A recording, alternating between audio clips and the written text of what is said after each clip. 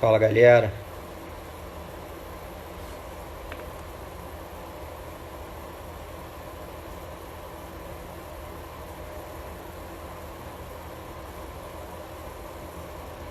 Thelminha. Como é que eu aceito o Cornel aqui? Parará. Vamos achar ele.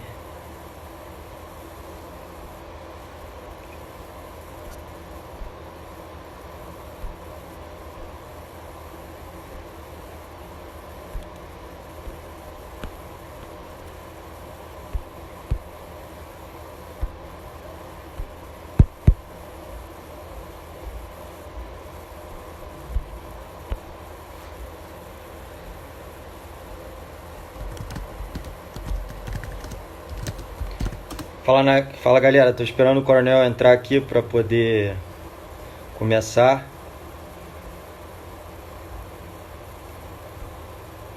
Primeira vez que eu faço live, então qualquer erro aí, qualquer deslize, vocês me perdoem.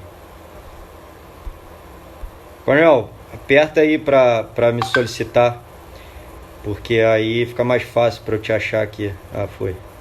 Cadê? Boa. Guardando. Fala, Carlos André. E Fala, aí, Coronel. Como é que vai tudo os bem? planos? Como é que você tá? Tá ouvindo bem aí, não? Tá tudo ótimo. Tá dando para ouvir? Tudo ótimo. Tá. Pô, primeiro, obrigado aí pelo bate-papo. Tu consegue aumentar um pouquinho mais ou não? O Peraí, teu? Eu não sei também, mas tá dando para ouvir. aumentei. Tá bom, beleza. Tá, Primeiro, obrigado tranquilo. pelo tempo, né? Apesar que o tempo está bastante ocioso, né? Você é um cara diferente, né? Tá conseguindo fazer a atividade física aí, dando um exemplo para todos nós. Mas obrigado aí pelo tempo, pelo bate-papo, que eu tenho certeza que vai ser bastante engrandecedor para todo mundo. Só para apresentar o Coronel, que dispensa apresentações, mas tem gente que não é do meio hípico, então vale rapidamente a gente falar. Coronel é Coronel do Exército, Coronel Franco, é técnico da equipe militar de salto brasileira desde 2006, tem diversas conquistas, tanto individual como cavaleiro, quanto técnico da equipe, duas vezes campeão mundial por equipe, duas ou uma campeão mundial individual, né? Uma vez campeão mundial, duas vezes vice-campeão mundial individual com seus cavaleiros. Então, um currículo bastante vasto aí. E gostaria de começar esse bate-papo com o que eu acho que mais marca a atualidade aí sua, que todo mundo te acompanha, todo mundo que te segue aí nas redes sociais, é a quantidade de torneios internacionais que você consegue ir assistir, que você sempre está filmando, está participando, muito bacana. E aí queria que você contasse um pouco para a gente como é que surgiu essa sua vontade de rodar basicamente o mundo atrás dos concursos. Eu sei que você vai às vezes só para o concurso e volta ao Brasil. Como é que você monta essa sua grade, essa programação no ano? Enfim, começar explicando para a gente como é que surgiu isso. Pessoal, boa noite. Agradeço aí ao meu amigo Olavo. Eu também ajudo ele aí, dou aula, que agora ele está parado, mas é um bom cavaleiro também. E realmente isso é uma cachaça que eu para quem gosta do hipismo, do esporte, né? Eu já fui cavaleiro, já competi bastante, e desde 2006 eu estou nessa função aí de técnico, é muito gratificante, eu me realizo, porque eu procuro transmitir alguma coisa do meu conhecimento, mas eu tenho uma coisa muito importante nisso que você falou das competições. Eu acho, acima de tudo, a observação. Todo cavaleiro ele deve observar o concurso, porque não é só na pista, não é só no trabalho que tem esse aprendizado, né? você vendo um cavaleiro nível nacional, nível internacional, vendo uma competição, vendo como ele trabalha o cavalo dele nos bastidores, isso é muito importante, né? Então, desde 2008, 2007, né, que nós, pela primeira vez, nós competimos internacionalmente, ele veio aqui para Fontainebleau, eu resolvi fazer uma grade de competições, como você mesmo falou. Né? É claro que isso depende de dinheiro, né? Mas eu não tenho essas viagens que eu vou, eu pago do meu bolso. Então eu boto 2 ou 3 viagens ao ano, às vezes eu aproveito alguma competição hípica para permanecer mais uma semana ou então ficar uma semana antes da competição, né?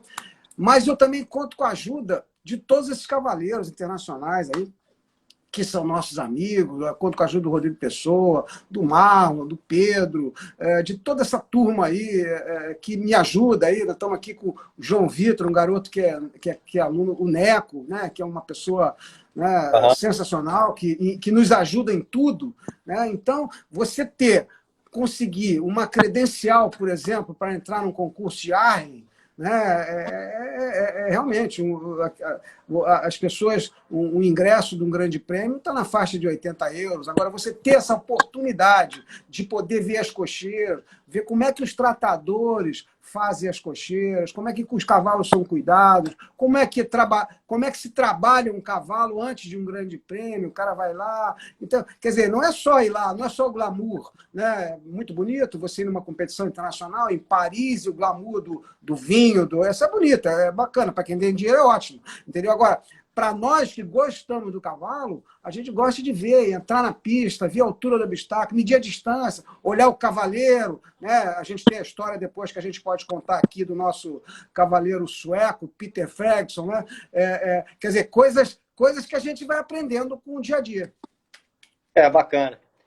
Mas como é que você imagina assim? Você monta uma grade com, sei lá, 3, 4 por ano? Como é que você começa o ano? Eu me baseio basicamente porque eu sou um prestador de tarefa por tempo certo. Isso é uma função que tem no Exército. Eu sou técnico da equipe. Quer dizer, a minha função principal é treinar a equipe. Eu também não posso abandonar quando tem uma competição e tal, entendeu? Agora, quando tem uma competição, eu procuro encaixar. Então, eu vou dar um exemplo.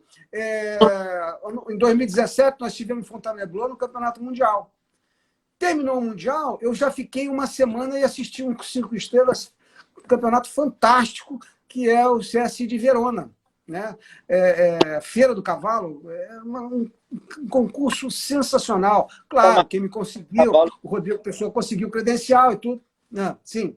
Que é a maior feira de cavalo que tem nesse concurso, não é? Que você falou? Exatamente. É uma feira, são 2 feiras muito grandes que eu conheço, né? Que e no final do ano, a feira o concurso de Paris, né? Que é um concurso também sensacional, faz parte não do Grand Slam Rolex, mas do Longines, né? Que são os 4 concursos do belga, aquele do Christophe Afamil, que também tem uma feira do cavalo, né, dentro do parque de exposição de Villepine, que é sensacional. Além da competição, tem 5 carreires dentro da feira, onde tem concurso nacional, aí tem apresentações de cavalo crioulo, cavalo de tudo quanto é espécie. Quer dizer, isso é um aprendizado. Aí basicamente, né, você mantém. Então, quer dizer, você pega 2 concursos em dezembro, né, sai de Paris e vai a Genebra. Genebra, na semana seguinte, é um concurso 5 estrelas do Grand Slam. E você está fora da temporada do Brasil. Quer dizer, acabou o Campeonato do Exército, o Campeonato Brasileiro. Quer dizer, você está lá, claro, entendeu? Gastando, né? Mas economiza, né? Você já foi a Chantilly, você já foi a Paris, você já estivemos juntos em Tryon, nos Jogos Equestres Mundiais, Arren, e desses todos, lógico que a Arren tem todo o glamour, que eu sei que é quase unânime, que é como se fosse o nosso Maracanã aqui no Brasil, né? E é o melhor de todos. Então, Se não for o melhor, qual é o melhor para você, o seu preferido, o que você mais gostou? E se for a Arren o melhor, qual é o segundo melhor? Já que a Arren... A Arren, eu digo assim, a Arren, como você mesmo falou, é o Maracanã do mundo, né? É um concurso sensacional. Eu já fui 3 vezes, é um concurso. Eu aconselho a todo mundo. Mas é caro. Se não tiver dinheiro para ir a um concurso no mundo, junta dinheiro e vai à Arren. Realmente Porque aquela parte lá que na hora da despedida tem o pessoal do lenço. É sensacional, é um concurso emocionante, porque eles conseguem reunir em 10 dias 6 modalidades equestres. Né? Eles conseguem fazer em 10 dias um concurso de salto, né? Top, né? Um concurso de dressagem, também os melhores do mundo, tem a trelagem, né? Uma coisa que eu nunca vi, só vi em Arren, pode ser que tenha em outros concursos, é a dressagem de atrelagem. Tem uma carrière de grama onde os cavalos de atrelagem fazem todas as figuras de adestramento. Apoiar, espada dentro. E tem concurso concurso completo de equitação, que é um concurso fantástico, que o cross-country termina dentro da carrière. E é uma carrière que tem a capacidade para 50 mil pessoas.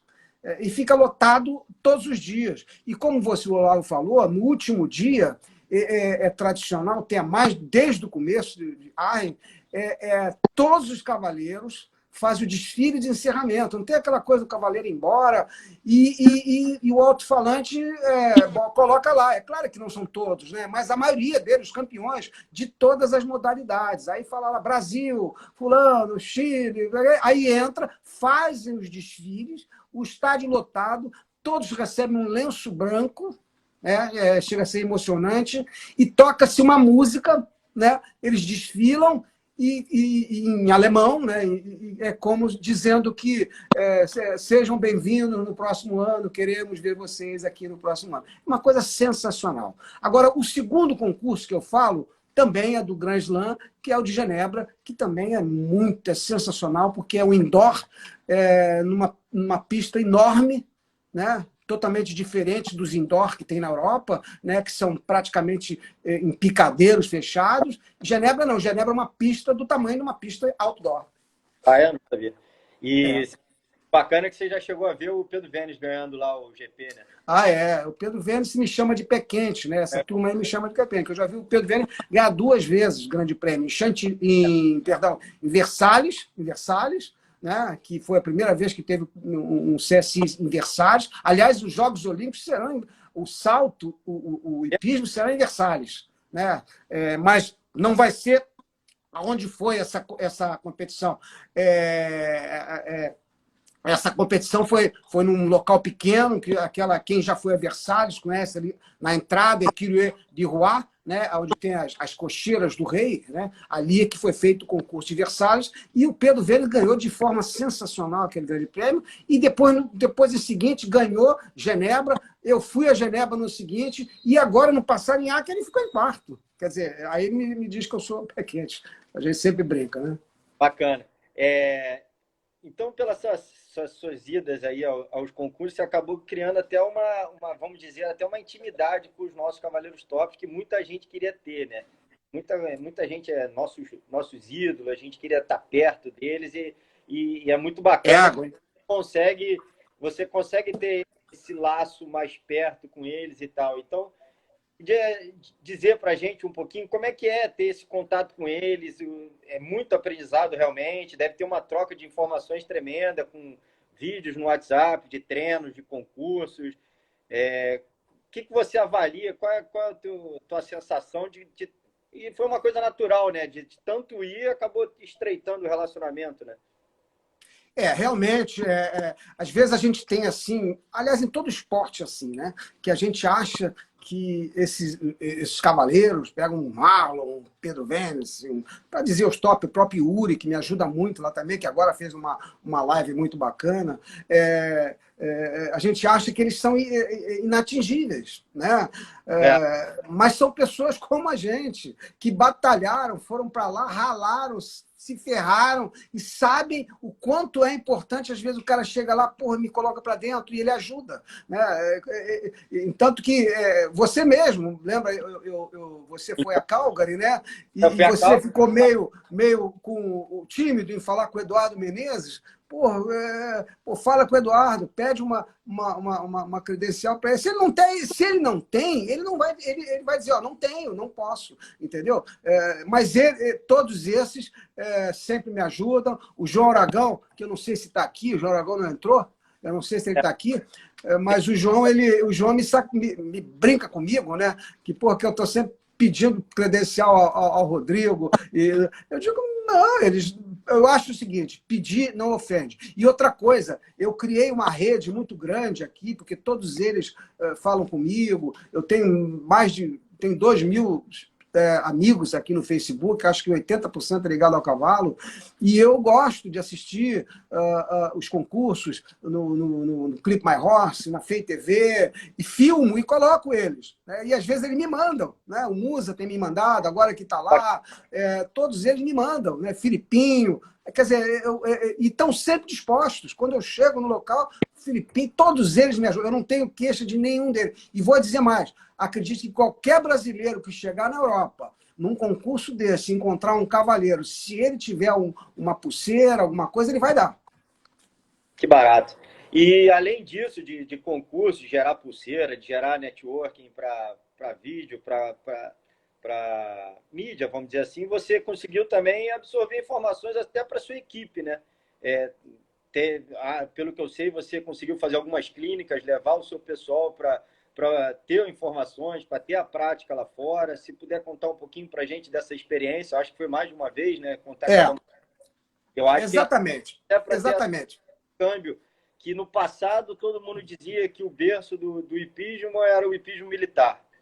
E aí a gente vai entrar nisso um pouquinho mais para frente, mas aí hoje em dia, óbvio, o civil está muito acima do meio militar. E aí você ainda assim consegue fazer essa troca de informações e evoluir com sua equipe. Então, se puder discorrer um pouco para a gente sobre isso, eu acho bacana.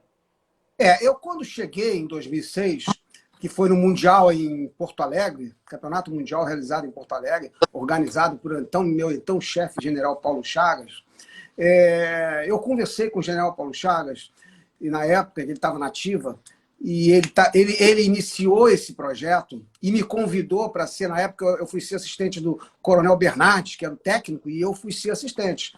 E eu tinha uma certa... eu não aceitava, nunca aceitei, com a tradição que nós temos no meio militar, né? É só ver, a gente teve lá Renildo, que está vivo ainda, né? Teve lá Eloy Menezes, Monzon, Rabê, toda essa turma toda foi que iniciou o hipismo. Né?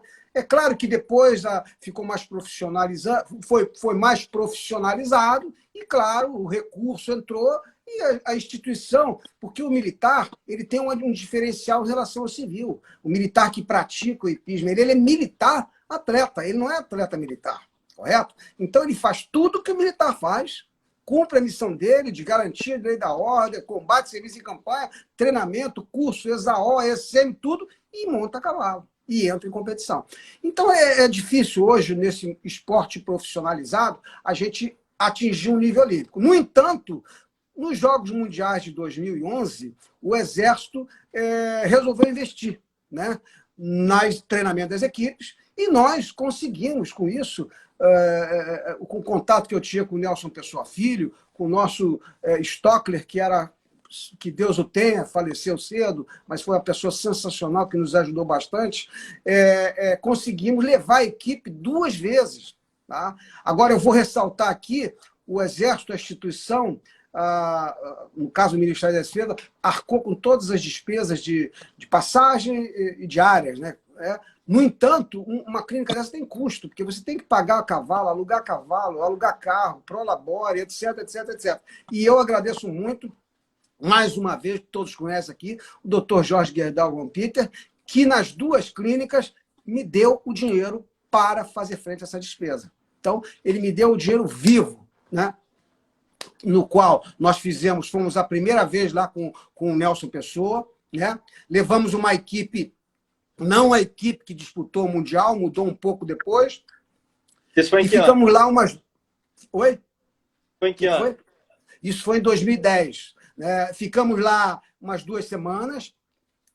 Fomos o Rodrigo Félix, que era um tenente que hoje está na reserva, foi um grande cavaleiro, foi campeão brasileiro de amador top. Foi o Rui Couto, que está aqui conosco, aqui, que é um dos nossos grandes cavaleiros, que foi campeão mundial por equipe, individual, que agora está na reserva, mas continua competindo. Foi o Barros, né, que agora é major, também está lá na escola de equitação, e foi o Pacheco, né, que havia sido campeão do Exército, e eu fiz mais ou menos essa seletiva aí. Levamos esses 4, ainda foi o Coronel Gervásio, como ele iria ser o desenhador de percurso, e o Exército resolveu pagar ele, já que o Neco ajudou ele, porque aquele curse design belga que faleceu ano passado, o Luc Musset, ajudou o Gervásio. Então, ficamos lá durante 15 dias, lá 2 semanas, alugamos cavalos, foi um trabalho muito bacana, junto com e foi uma época em que as cocheiras do Nelson Pessoa, que era lá no Aras de Ligny, né, em Fleury, eram cocheiras nada mais nada menos. Quem montava lá? O Rodrigo, né? Rodrigo, com os cavalos, todos os cavalos dele, Bernardo, né, que montava na época do Dr. Jorge, e tinha o Dr. Jorge, estava lá, a Karina, aquela americana Laura Hogg, né, americana, montava lá, e nada mais, nada menos do que Eric Lamaze e Rick Stead. Né? Então, você imagina você passar 15 dias num ambiente desse, né, exalando técnica equestre, né? Você praticamente o dia inteiro. De manhã a gente trabalhava, aí depois entrava o Rodrigo para trabalhar o cavalo dele, aí depois entrava o Lamaze, aí depois entrava o Bernardo Rezende, porra, aí chegava o Joe Campos, que era um cara sensacional, para trabalhar. Quer dizer, aí você passou 15 dias de aprendizado. Sugando informação. Então, hein? Só sugando informação, né? Cavalo exatamente. Né? E na segunda vez... Que foi que ano? Foi em 2011, foi antes dos Jogos Mundiais. Nós fomos, e já fomos com a equipe que iria participar dos Jogos Mundiais. Aí entrou o Goja, né? Entrou o Goja na equipe e fomos para lá. E aí tivemos um problema com o Neco, né? O Neco teve um problema, ao chegar lá, o Neco teve um problema, a Regina, a mulher do Neco, teve um problema de saúde, o Neco teve que vir ao Brasil. E foi uma situação, né? O Neco falou comigo, Coronel, eu tenho que ir para o Brasil. Aí eu falei, Neco, cara, vai embora, vai cuidar da tua família, não tem problema, a gente se vira aqui, fica aqui, a gente passa aqui uma semana, aqui, você faz 15 dias aqui, a gente... não vai ter coisa para a gente não fazer aqui, entendeu? Aí ele, não, mas vocês vão ficar com o Rodrigo e com o Joe Campos. Né? Top, hein? E o Rodrigo, né? O Rodrigo estava no auge dele. Né? Quer dizer, depois da... quer dizer, o Rodrigo transmitiu toda a experiência dele para os nossos cavaleiros, porque o Rodrigo já havia sido campeão dos Jogos Equestres Mundiais com o cavalo Lianos, cavalo de rodízio, que é justamente a competição militar que a gente tem, que é o cavalo sorteados emprestados. Então, quer dizer, a gente pegou a experiência do Rodrigo. E ainda pegamos o Joe Campos, que é um belga sensacional, uma pessoa que trabalha de baixo. Hoje ele foi o cara que, quem lê o livro do Rodrigo, do Neco, é o cara que ensinou o Rodrigo, dava instrução para o Rodrigo. Ontem, se eu não me engano, na live, ele falou muito no Joe's, né? O cara simples, não ri, mas ele perguntou para mim assim, em inglês, Coronel, eu só falo inglês, e olha que eu arranho inglês, eu não sou bicho, eu só falo inglês, francês e flamand, que é a língua belga, né? Que os belgas falam. Eu falei, aí o que eu falo? Qual é a linguagem que eu falo com a equipe? Eu falei, porra, danou-se. Só o Barros falava inglês bem, o Barros era o resto, o Rui falava espanhol, o resto falava mal português. Porra. Mas o Joe Campos com a gente foi sensacional. Só o jeito dele falar, de mostrar, Poxa, é um aprendizado. E o Neco chegou na última semana para para lapidar. Então foi sensacional, foi um aprendizado. Eu acredito que ninguém dos que participaram, e todas as clínicas, eu procuro transmitir isso aí. E aí, ano passado, teve novamente. O que aconteceu? Exatamente, fomos pela terceira vez nos preparar para os Jogos Mundiais Militares. Né? É interessante, o Nelson Pessoa, a gente é um homem de 83 anos, né? Hoje eu falei com ele por telefone, mas ele não é muito ligado em tecnologia, e eu pedi ao Bernardo, que mora do lado, para levar não sei se não está aqui, mas de qualquer maneira ele é uma pessoa que acho que ele é que nem vinho, né? Ele com a gente esse ano é impressionante. Nós fomos para um local pequeno que é cuidado pela mulher do Valdeci, que é um brasileiro tratador sensacional, um grupo sensacional, e a mulher dele é uma suíça, e um local, alugamos os cavalos de primeira, vou ser bem sincero, cavalos de primeira, e o Nelson trabalhava, não é brincadeira não, ele dava aula, ele ia lá para os TFX Stable, que ele dava aula para a filha do dono dos TFX, voltava de carro, chegava lá meio-dia, ficava com a gente até 7 horas da noite, 6 horas da noite. Ainda chegava e dizia assim, coronel, vamos jantar onde? Quer dizer, o homem já tinha fôlego para isso aí. Então foi de grande valia. Quem foi dessa vez foi o pessoal, foi os 3, né? Porque o recurso baixa. As pessoas, por que você não leva outros? Eu digo, levo, mas isso é caro, você não é de graça. Porra, né? E aí Pergunta boa aqui. Depois eu falo essa pergunta aqui. Do Azevedo aqui. Fábio, eu tenho anotado já aqui. Como é feita a seleção então, eu tenho anotado aqui, lá na frente a gente vai falar disso. Tá, vamos falar. Abrindo parênteses aí, e aí puxando o link tanto da live do Neco, quanto da live do Rodrigo, o Neco, na live dele lá, que ele fez lá, que rodou no WhatsApp para todo mundo, ele disse que hoje em dia tá mais business do que o homem do cavalo. E por isso está faltando, inclusive, provas mais rústicas. Por exemplo, fez uma crítica lá que ele adora derby, né? Foi campeão de diversos derbys, como nós sabemos. E hoje em dia ele diz que hoje em dia as pessoas estão com muito mimimi e não bota cavalo em derby, mas ele acha que é mais por causa do business, né? Valeu, Pimentel. Que é mais por causa do business.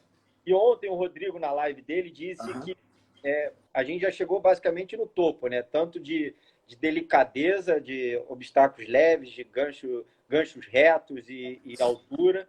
E aí eu te pergunto, como mesclar a opinião de uma pessoa mais conservadora, que acha que deveria ter uma coisa mais rústica, como, por exemplo, no seu tempo, na época dos militares, que os militares estavam na ponta, tinha prova de potência, tinha Copa das Nações, era 3 dias, a madeira lá em cima, com uma prova mais delicada, com vara solta. Como que você acha que a gente conseguiria mesclar? Coronel Marcon, estamos juntos. Olha, a minha opinião é o seguinte, eu acho que todos têm um lado, mas é que o hipismo ele cresceu muito, tanto em nível de cavalo como de cavaleiro, e tornou um business muito grande. Né? Então, o patrocinador, né, o que ele quer? Você vê bem, eu cito o exemplo de Wellington. Agora, o Wellington são 12 semanas de concurso. Eu assisto quase todo o Wellington. Pela TV, pela TV, pela FTV, pelo site do Wellington, Palm Beach, não sei o quê, assisto, pago, fico domingo assistindo o Grande Prêmio. Aí tu vai, aquelas arquibancadas vazias nos concursos das provas de 45 e 50. Vazias. É muito triste. Aí só enche no Grande Prêmio. E vou dizer mais, nas competições, elas, em todo mundo, elas são praticamente assim, a não ser os grandes slams, um Aachen, Genebra, Calgary, mas, no geral, o que acontece? Bom, aí você vai me perguntar, os cavalos hoje são muito delicados, você vai colocar um cavalo num derby, né? Num derby, correr o risco de machucar um cavalo, né? Porra, o Neco ganhou o derby de Hamburgo 10 vezes, se eu não me engano. Rickstead também ele ganhou mais umas quantas vezes. Labolle ele ganhou, tu entra lá em Labolle e está lá. Aí eles mantiveram, pelo menos eles mantiveram. Labolle, por exemplo, o prêmio do Grande Prêmio que o nosso amigo PP ganhou é mais ou menos igual ao prêmio do Derby de Labolle. São derby tradicional. Agora, eu concordo tanto com o Neco quanto o Rodrigo. Hoje em dia, eu tenho pena dos desenhadores de percurso internacionais, porque não tem mais como, entendeu? Então, você vai falar nisso depois, a gente vai comentar sobre o problema da boleteira, eu acho que isso aí vai mudar muita coisa, né, no hipismo. Agora, não tem como hoje o armador, porra, entendeu? Se quiser adiantar a questão da boleteira, já que a gente está falando dessa questão de nível de provas, de já conseguir chegar no limite de altura e delicadeza, já podemos entrar até, já que é polêmico a questão da boleteira, se quiser tocar nesse assunto. Primeiro explicar para quem é mais leigo como é que vai ser a questão da boleteira. O Rodrigo falou que talvez a FEI vá encerrar esse ciclo olímpico para depois encerrar de fato a boleteira, ainda não sabe muito bem. Parece que você conversou com o Rocco hoje, e aí pode até dar uma definição melhor para a gente. E aí eu aproveitar e entrar nessa discussão aí de percurso ser mais delicado, ou ser mais rústico, etc.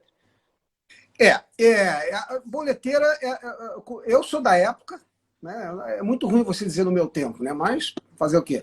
Eu sou da época em que a gente comprava as boleteiras, proteções, né? Que eram top, todo mundo usava, a rampa, né? Comprava na Milhas, aí depois na Argentina começou a fazer uma similar, que é a Pingo, né? E a gente só usava essas coisas, mas usava só para proteger. Né? Eu nunca usei boleteira de pressão, de velcro, apertado, de peso. Aí começaram a utilizar as boleteiras de peso. Porra, entendeu? Peso. O cara botava peso ali e tirava na hora da prova. Ou então, quer dizer, um absurdo. Né? Aí começou essa ideia das boleteiras de pressão.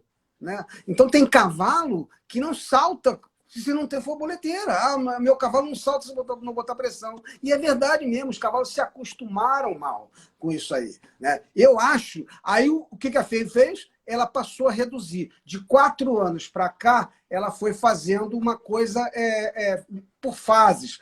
Primeiro cortou os amadores, os cavalos novos, não podiam usar boleteira de pressão. É só lembrar, para quem não conhece, a boleteira ela tem aquele véu, aquela coisa que segura, né? A boleteira segura. Porque, de repente, às vezes tem pessoa aqui que não é do cavalo. Né? A boleteira que não faz pressão nenhuma, ela ou por pino, como a Escadron, ou então aquela que é só coisa de pressão, como era a rampa antigamente. Né? Tem uma letrazinha que prendia. Agora, só que não. Aí os caras começaram a botar boleteira de pressão. Tinha boleteira que dava 2, 3 voltas, enforcava a boleta do cavalo. É a mesma coisa você apertar a tua mão ficar vermelha ou branca, sem sangue, aí tu tira. Né? Aí, parece dar aquela sensação. E essa sensação que estava acontecendo com os cavalos. Aí a FEI começou a observar isso aí e começou a restringir. Aí no segundo ano botou 1,20 m. Ao terceiro ano só podia ser acima de 1,30 m. Este ano só pode pular com boleteira de pressão, com velcro, sem o dar a volta, não pode dar a volta, aquele cavaleiro sênior. E a regra era, a partir do dia 1º de 2021, 1º de janeiro, acabar. Não podia mais. Só pode a boleteira tipo Escadron, de pininho, bonitinho, para proteger realmente. Mas hoje, eu conversando com o Rocco, que é um juiz internacional da Federação Equestre Internacional, ele me explicou.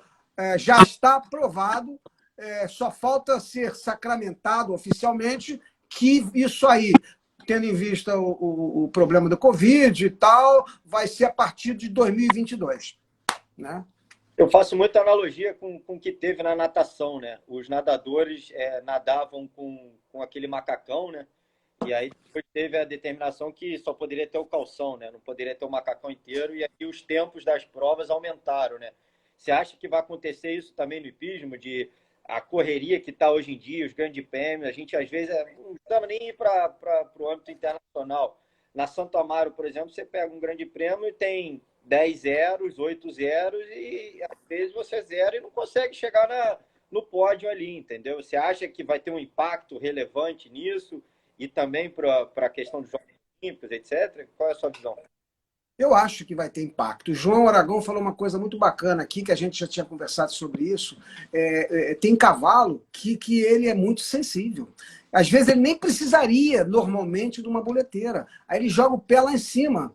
Né? E isso aí, o cavalo ele não fala. Né? Todo mundo sabe disso. Então ele vai lá, às vezes ele não manca, tá bem. Mas só que, tu imagina, o cara faz um percurso de 1,60 m hoje, uma Copa das Nações, aí 2 dias depois faz um grande prêmio, jogando pé lá em cima. Porra, o cavalo chega na cocheira e tá com a coluna doída. Ah, tudo bem, bota remédio, bota salmoura, bota não sei o quê. Bom, agora, para responder a tua pergunta, eu acho que isso aí, a mudança, eu particularmente acho que vai mudar muita coisa, assim. Vai mudar. As pessoas não vão poder mais chegar numa prova de 1,60 m do jeito que os caras estão chegando, entendeu? Numa vertical de testeira, gancho reto, chegando de qualquer jeito, botando o pé lá na caixa prega. Não vão chegar mais. Vai ter que trabalhar mais o cavalo. Agora, vai continuar aquele pincho aí que a gente fala no escondido, os bastidores? Claro que vai continuar, entendeu? As pessoas vão continuar barrando, isso aí não tem, isso aí não tem jeito. Agora, só que a boleteira, o que estava acontecendo? A boleteira, na minha opinião, engana. Às vezes o cavalo não é um cavalo de grande prêmio, né? Não é um cavalo olímpico, mas ele se torna olímpico por causa da boleteira. Aí tu tira a boleteira, ele faz 4 faltas. Aí tu vê, não, esse cavalo não é para grande prêmio. Esse cavalo é para saltar 1,40 m. Quer dizer, os cavaleiros vão ter que se adaptar a isso aí. É claro, como disse o Rui Couto, a velocidade vai diminuir. O cara vai ter que diminuir, senão ele vai terminar uma prova com 5 faltas. Ele vai deixar o pé, não tem jeito. Entendeu? E eu acho que isso aí vai valorizar mais o trabalho do cavaleiro, entendeu? O trabalho de plano, que é super importante. E eu acho que isso vai ser o grande ganho dessa decisão da boleteira. É o que o Yuri estava falando mais cedo na live dele, né? O adestramento hoje em dia, na correria das provas, muitos cavaleiros aí, tá aí o nosso Rodrigo Chaves Nunes, nosso excepcional cavaleiro aqui no Brasil. Fala, Rodrigo, tamo junto. 20 cavalos, 15 cavalos num concurso de cavalos novos, igual ele está falando. É complicado você se dedicar também tanto tempo a fazer o dressage ali e aí acaba usando esses artifícios, né? Mas concordo aí com o que o Rodrigo postou, que realmente deveria ser igual a cavalos novos. E é isso.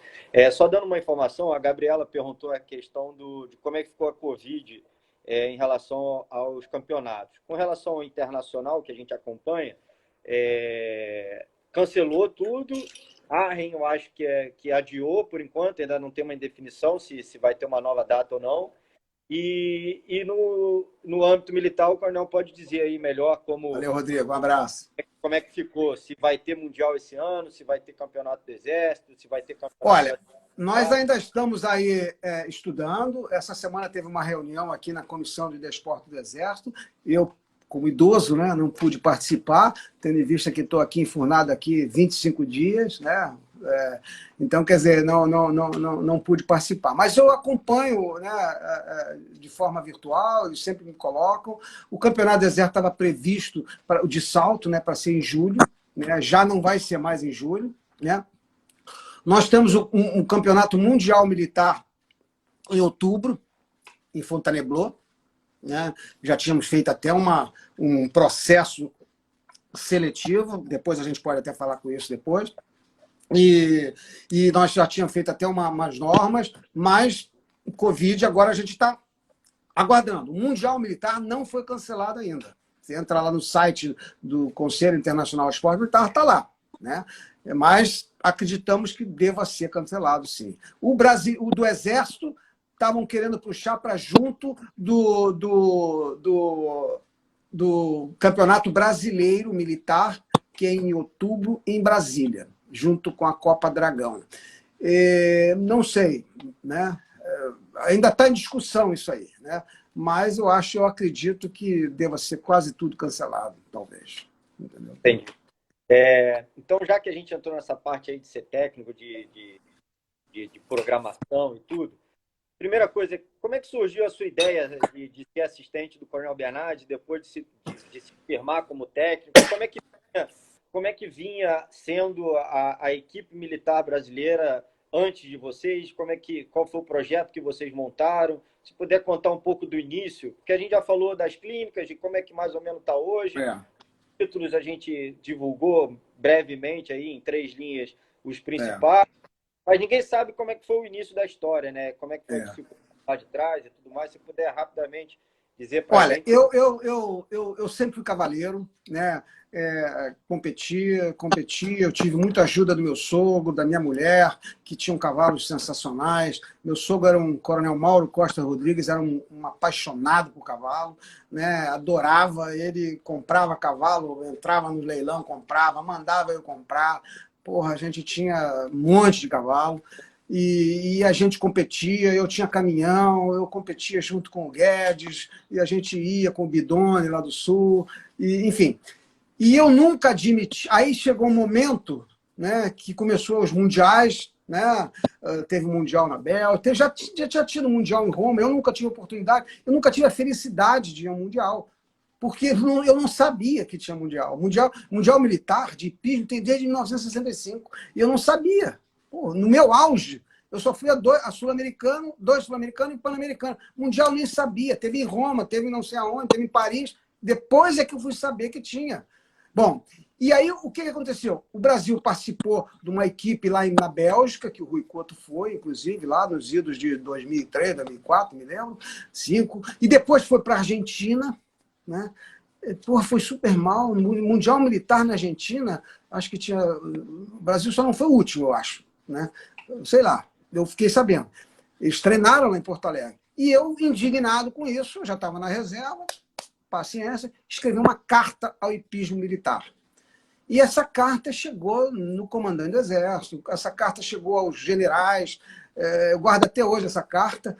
E aí, quando o general Paulo Chagas, e não fui chamado para nada, quando foi o Mundial Militar de 2006, eu já estava na reserva, porra, não fui chamado nem para colaborar. Aí o general Chagas me chamou num canto, que eu devo muito a ele, é um cara muito bom, fez um belo trabalho na frente, e nós tivemos uma conversa de portas fechadas, né? Eu disse umas verdades para ele, ele disse umas verdades para mim, a partir dali ficamos amigos. É uma pena que ele não está aqui para confirmar isso aqui. Ficamos amigos, mas eu disse para ele, general, nós não podemos aceitar que o nosso hipismo dizer que vai no Mundial na Argentina e tira 7º lugar e dizer que foi bom o resultado. Com licença da má palavra, foi uma merda. Desculpa aí. Né? Foi horroroso. Né? Foi horroroso. Nós temos que entrar numa competição para ganhar. Pode até não ganhar. Aí ele, você quer trabalhar com a gente? Aí eu, então vamos. Aí foi a partir daí, eu digo, então vamos desenvolver um projeto para botar essa turma competindo, para botar essa turma trabalhando. Não adianta você pular em casa só. Né? Não adianta você saltar lá a tua provinha em casa, aí tu vai para a sociedade hípica, tem um rio, tem um buraco, tem não sei o quê, e pum, toma ferro. Então, aí começamos e aí o resultado aparece, é fácil. Nós temos cavaleiros excepcionais, né? Cavaleiros com método, cavaleiros fora de série. Pô, legal. E aí, tá aí. E aí vocês começaram... Como é que... Uma pergunta que eu até tenho curiosidade. Como é que o Mundial foi parar em Porto Alegre em 2006? Foi porque esse Mundial era para ter sido na Argentina, não, na AMAN. Na realidade, era para ter sido na AMAN. Porque o Brasil se candidatou no CISM, né? E o Mundial era para ter sido na AMAN. E, na época, a AMAN teve um surto de mormo, se eu não me engano, acho que foi mormo ou anemia, eu não sei. Teve um problema lá na AMAN que a AMAN foi fechada. Aí o general, na época, o João Paulo Chagas estava na ativa, o comandante do Exército, o ministro do Exército, que era o nome dele, esqueci o nome, deu uma missão para o general Chagas, ó, é tudo contigo, se vira. Aí conversou o comandante do regimento Osório, o tenente-coronel Stumpf, que hoje já é general 4 estrelas e vai comandar o Comando Militar do Sul, e o Stumpf assumiu a bronca e resolveu fizemos as 3 modalidades, né? Adestramento, CCE e salto. E ele montou equipes para treinar as 3 equipes.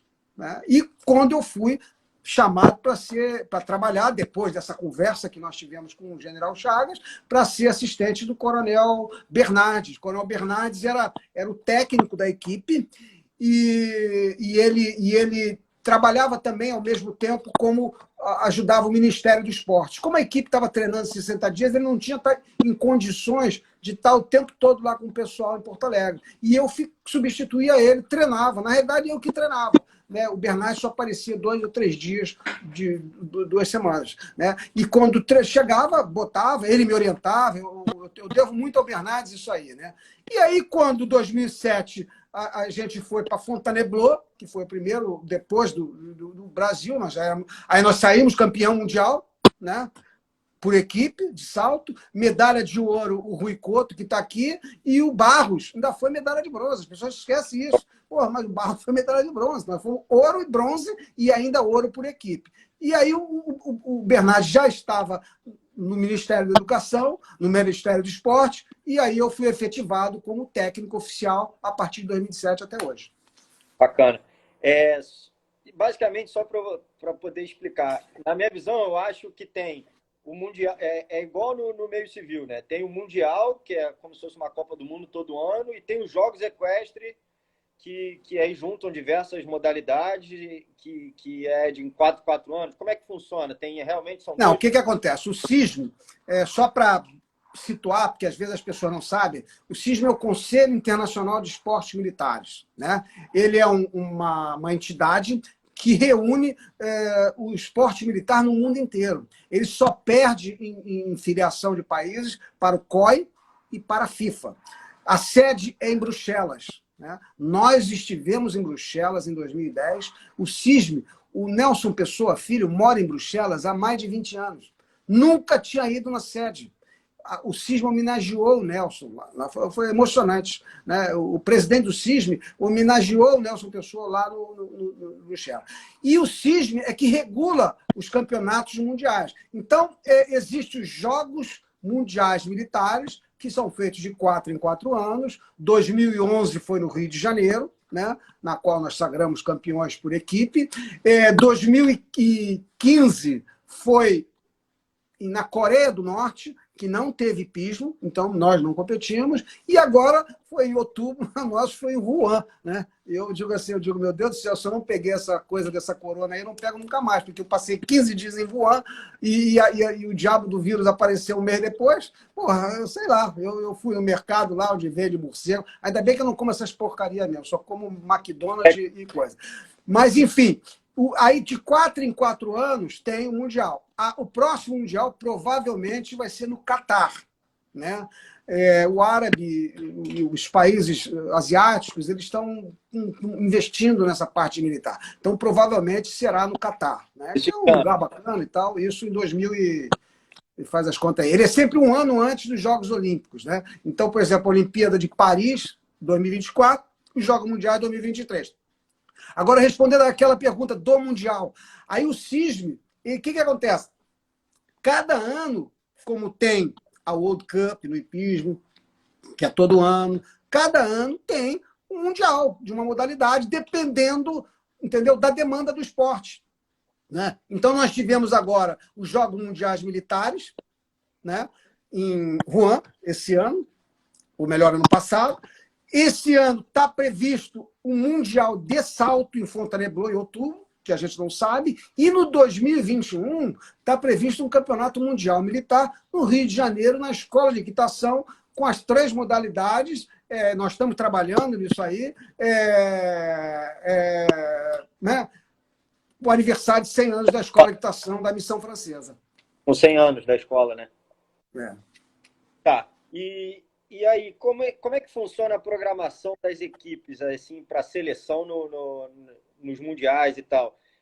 Pergunto isso até, pode ser só oficial, sargento pode, porque às vezes tem um cara lá no interior do Rio Grande do Sul que batalha, como é que ele é visto?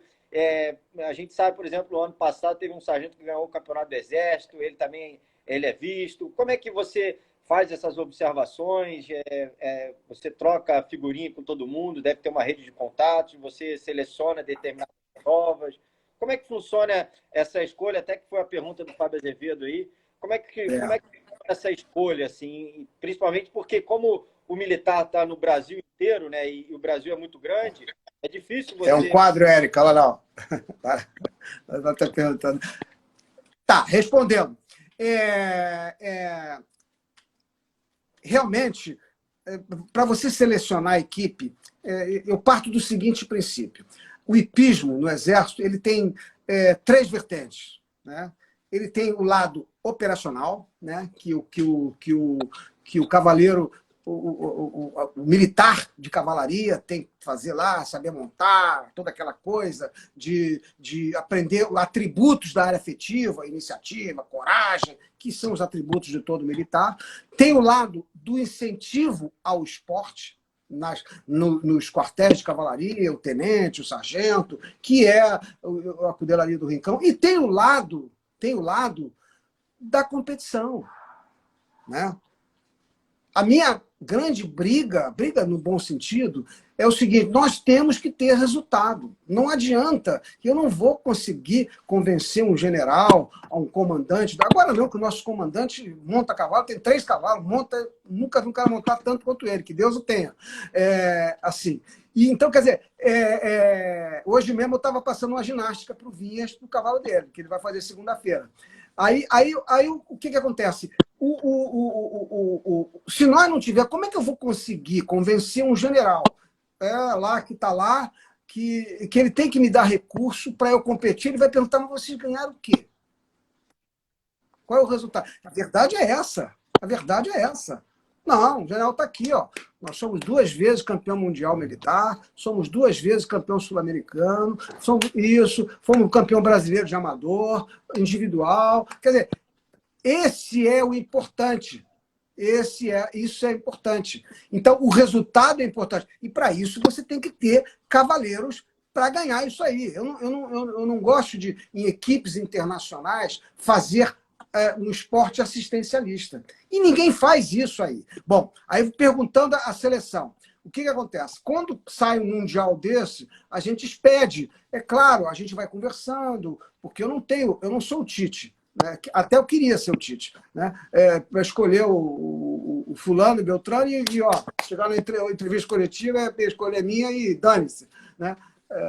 Não. Eu tenho chefes, nós somos uma instituição vertical. Né? Vertical. Então, eu tenho lá que aprovar, eu tenho que explicar as minhas linhas de ação para o meu chefe de que eu tenho que escolher o fulano no lugar do Beltrano, do ciclano. Entendeu? Mas, aquilo que nós já discutimos uma vez, nós procuramos sempre privilegiar os resultados do Campeonato do Exército, que é a nossa Olimpíada, né? Campeão do Exército, ele, em princípio, sempre estará numa equipe, né? Mal ou bem, né? Mas ele é o campeão do Exército, ele merece isso aí. E privilegiar também, como as competições do Cisne são com cavalos sorteados, não tem mais competição com cavalos próprios, a gente, claro, tem que privilegiar a capacidade de adaptabilidade a qualquer cavalo. E a isso a gente observa o quê? Nas competições, vai lá no Best Jump, vai lá na Copa São Paulo, vai não sei o quê. Nem sempre o resultado, o objetivo é importante. Às vezes o cara ganha uma prova, lá é campeão, não sei o quê, mas ele tem dificuldade. Então aí a gente vai chegando num meio termo. Reações existem aos montes. Tem vários aqui, comigo aqui, as pessoas... mas às vezes é o peixe, o coronel, ele é peixe do coronel e tal. Isso, né? Mas fazer o quê? Isso aí faz parte de qualquer escolha de equipe. Eu tenho uma pergunta aqui que eu acho que linka muito com o que o Lipe Franco falou, né? Qual é o segredo de treinar uma equipe para um campeonato mundial super importante, em que os cavaleiros não vão levar seus cavalos? O treino deve ser diferente. Eu sei que tem as clínicas lá com o Nelson Pessoa, mas e aqui no Brasil? Como é que funciona? Qual é o grande segredo? E aí, linkando com a pergunta do Lipe Franco, considerando essa peculiaridade dessa competição, que o cavalo não é do cavaleiro, não é treinado por ele não tem conjunto, como é que fica aquela relação de 30% cavaleiro e 70% cavalo, que muita gente fala? Ainda permanece essa correlação de percentual lá na frente, na hora da competição, ou vai mudar por o cavalo ser sorteado? Eu acho o seguinte, eu acho que eu sempre digo que o importante, como é que você vê e como é que você treina isso, né? Você viu bem, você participou lá no Centro Hípico dos nossos treinamentos, inclusive a tua égua, quando nos ajudou bastante lá, emprestou, você viu como é que a gente treina, é um treinamento diferente, né? Muita conversa. Por isso é que eu digo que o Rodrigo, ele ajudou muito, né? Lá no 2011, né, quando o Rodrigo assumiu, com a experiência dele dos Jogos Mundiais, que ele participou de 2 rodízios, com o Lianos, que foi campeão, e com o Rufus, né? O Rufus Rebozo, não me lembro. A Érica pode me dizer aí, eu esqueci. Acho que foi o Rebozo, né? Foi o Rebozo. Foi o Rebozo. E aí o que acontece? Ele mostrou uma coisa bem simples, que eu falo, que a gente fala. Muitas vezes nós nos preocupamos em pegar um cavalo, o cara tem que chegar de cara e pegar o cavalo e ver. O Neco sempre dizia como é que é a boca dele, se ele faz alto, se ele recua, se ele muda o pé. Se você pega um cavalo que faz isso tudo, você já saiu na frente. Agora, se ele não faz isso, não vai ser em 30 minutos que você vai fazer isso. Então, você tem que administrar. Então, muitas vezes, o cavalo tem dificuldade de fazer uma mudança de pé, e você está num percurso desse, ele não muda o pé, não adianta você ficar ali balançando para ele mudar, ele não vai mudar o pé. Então, vai no galope falso, vai no contra-galope, que é melhor. Isso foi uma grande lição do Rodrigo, né? Porque ele diz, não, muitas vezes, você acha que vai pegar no rodízio um cavalo, ele pegou o Calvário, ele pegou não sei o quê, mas diz que o cavalo do francês, do Pommel, lá, quando ele foi campeão coisa, o cavalo não sabia nem que era mudança de pé, mas era bom, né? Entendeu? Com o Rebozo, ele pegava o cavalo do Al-Shabat, que era um árabe que deixava tudo. Talvez tenha sido esse o motivo que o Rodrigo não tenha ficado em quarto naquele rodízio que ganhou o Philippe Legene, né? Que ele pegava, ele conseguiu, ele pegou o Rickstead, ele conta que pegou o Rickstead do árabe e o Rickstead estava louco. Então, quer dizer, essa coisa toda do cavaleiro aprender, entendeu? Isso ele vai aprendendo ali, ó, entendeu? Aí você tem que escolher. Né? É essa a situação. Né? E aí você acha que mantém essa proporção de 30%, 70%? Bom, respondendo aí, eu acho que não, não. Eu sempre digo, não, o próprio Rodrigo e o próprio Nelson diz, normalmente é 70%. Né? Nas provas top, o cavalo é 70%, aí você vai baixando um pouco o nível, aí tu vai reduzindo para 50%, 60%, vai botar mais cavaleiro, tu bota uma prova 1,30 m, de repente 50% é do cavaleiro. Né? Às vezes, quanto cavaleiro que monta cavalo porcaria no 1,30 m e ganha? Aí, só que lá no nível olímpico, realmente tem que ser 70%. Só que o 30% do cavaleiro, aquele que consegue atingir os 100% dos 30%, esse é o medalhista olímpico. Mas eu acho que nesse caso vai valer muito mais, vai ser prático, vai ser o contrário. Né? Eu cito exemplo agora na China, né? O nosso cavaleiro, o Cláudio Goja, que pegou um cavalo, letra é Z, mas um tordilho enorme. Mas quando ele fazia alto, o cavalo parecia uma girafa. Levantava a cabeça e ia lá atrás. Quer dizer, não tinha muito tempo, né, ali para o cavaleiro. Ele não vai arrumar o cavalo ali na hora, não adianta. Você não vai em 10 minutos, em 15 minutos, fazer o cavalo recuar, fazer o cavalo mudança de pé e ficar na mãozinha bonitinho, não sei o quê. Aí o que acontece? Aí vai o cavaleiro, aí entra, que eu digo, os 70% do cavaleiro, entendeu? Então, eu considero que hoje seja até invertido essa 70%. É claro que o cavalo bom, bota em cima de um cara, o cara bota a mão na nuca, ele faz. Né? Mas a proporção diminui, aumenta muito mais o trabalho do cavaleiro, na minha opinião, do que do cavalo. Eu vou ter que encerrar a live, que embora pareça muito, mas já deu quase 1 hora. E aí vai travar aqui no Instagram. E vou abrir novamente e aí você me chama, tá bem?